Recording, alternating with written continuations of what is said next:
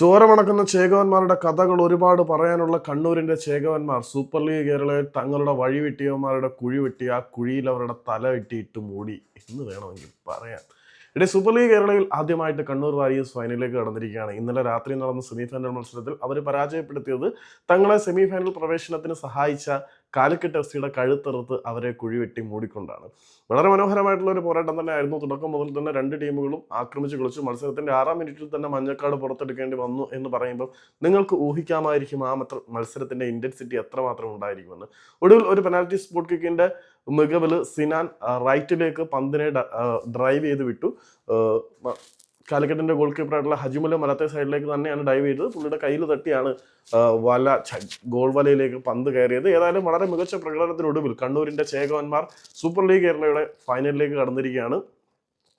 ഏതായാലും ഇന്ന് മറ്റൊരു സെമി ഫൈനൽ കൂടിയുണ്ട്. മലപ്പുറം എഫ് സിയും തൃശ്ശൂർ മാജിക് എഫ് സിയും തമ്മിലായിരിക്കും ആ ഒരു പോരാട്ടത്തിൽ ഏറ്റുമുട്ടുന്നത്. അപ്പം ആ ഒരു മത്സരത്തിൽ വിജയിക്കുന്ന വിജയികളുമായിട്ട് കണ്ണൂരിന്റെ ചേകവന്മാർ ഫൈനൽ മത്സരത്തിൽ ഏറ്റുമുട്ടുകയാണ്. ഇത്തവണയും കപ്പ് മലബാറിലേക്ക് തന്നെ പോകുമോ എന്ന് കാത്തിരുന്ന് കാണാം. അടുത്ത സീസൺ ആകുമ്പോഴത്തേക്കും കുറെ അധികം ടീമുകൾ കൂടി സൂപ്പർ ലീഗ് കേരളയിൽ വരും. ഏതായാലും ചോരമണക്കുന്ന ചേകവന്മാരുടെ കഥകളും അന്ന് തൊട്ട് ഇന്ന് വരെയുള്ള പോരാട്ടത്തിന്റെയും വെറിയുടെയും വീരത്തിന്റെയും നിണം പുരണ്ട ചോരക്കറയുള്ള കഥകൾ ഒരുപാട് പറയാനുള്ള കണ്ണൂരിന്റെ ചേകവന്മാർ സെമി ഫൈനൽ പ്രവേശനത്തിന് തങ്ങൾക്ക് വഴിവെട്ടി തന്ന് കൊമ്പന്മാരെ കുഴിച്ചു മൂടിയ കാലിക്കറ്റ് തങ്ങൾക്ക് വഴിവെട്ടിയെങ്കിലും ആ വഴിയിൽ അവർക്ക് കുഴിവെട്ടി അവരെ അതിലിട്ട് മൂടി ഫൈനലിലേക്ക് തങ്ങളുടെ വിജയ പതാക കാലിക്കറ്റിന്റെ ശവകുടീരത്തിന് മുകളിൽ വെച്ചുറപ്പിച്ച് നിന്ന് അട്ടഹസിക്കുകയാണ് കണ്ണൂരിന്റെ ചേകവന്മാർ.